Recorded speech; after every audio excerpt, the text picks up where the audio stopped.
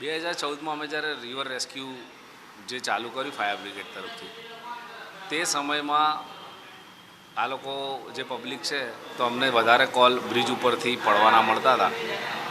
તો સૌથી વધુ કોલ અમને એલિસ બ્રિજ અને સરદાર બ્રિજ તરફના મળતા હતા કોલ. અને ત્યારબાદ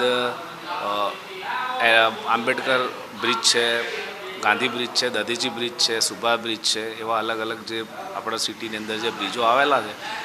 તો 2014માં અમને 2014, 15, 16 અને 17 સુધી અમને 350 કોલ રિવર રેસ્ક્યુના મળતા હતા કે લોકો ઉપરથી પડતા હતા. કેમ કે ત્યાં જાળીઓ હતી નહીં, એટલે શું છે કે ઉપરની પેલી જાળી ક્રોસ કરી અને સીધા નીચે પડી જાય. તેમાં સ્ત્રી પુરુષ બધા ઉપરથી પડ્યા. અને ત્યારે 2018માં અમદાવાદ મ્યુનિસિપલ કોર્પોરેશન તરફથી જાળીઓ લગાવવામાં આવી તંત્ર દ્વારા. ત્યારે 2018 પછી અમારે ઉપરથી પડવાના બનાવો બહુ ઓછા થઈ ગયા. ત્યારબાદ અમારે 120, જે 350, 400નો રેશિયો રહેતો હતો, એની જગ્યાએ હવે 120, 130 અને 140ની આજુબાજુ લોકો વાર્ષિક જે અમે આંકડો કાઢીએ છીએ એને વાર્ષિકમાં આટલા બધા કોલ ઓછા અમારા તરફથી રેકોર્ડ ચેક કર્યો તે પ્રમાણે ઓછા થઈ ગયા છે. અને હાલની જે પરિસ્થિતિ છે કે અમે જે તે સમયમાં જે કોલોનો રેશિયો કાઢ્યો હતો કે સૌથી વધારે કયો બ્રિજથી અટેમ્પ કરવામાં આવ્યો હતો, એલિસ બ્રિજથી અમે એ ટાઈમે રેકોર્ડ કાઢ્યો હતો. તો 80 લોકો એટલે એક વર્ષમાં 80 લોકોએ ફક્ત એલિસ બ્રિજનો ઉપયોગ કર્યો હતો.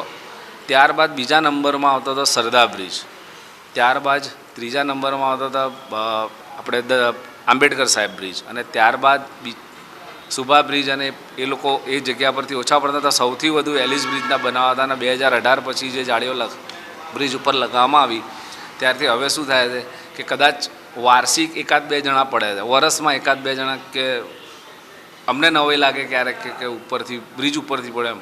બાકી અમારા રેકોર્ડ મુજબ અમે કોલ લખતા હોઈએ તો સૌથી વધુ વોકવેનો એ લોકો ઉપયોગ કરતા હોય છે પડવા માટેનો. હવે તો જે તે સમય પછી અત્યારે એકદમ એ થઈ ગયું કે અત્યારે ઉપરથી અટેમ્પ કરવા જાય છે તો દિવસે હોય કે રાત્રે એ લોકો જે રાહદારી હોય કે કોઈ પણ ત્યાંથી નીકળ્યો તો એ પબ્લિક દ્વારા એ લોકોને પકડી લેવામાં આવે છે અને પોલીસ બોલાવીને એમને સોંપી દેવામાં આવે છે. એટલે માંડ એ ઉપરથી કોલ હવે અમારે સદંતર ઓછા થઈ ગયા છે. માંડ 1-2 કોલ વર્ષમાં અમારે બ્રિજની ઉપરથી છલાંગ લગાવવાના બને છે.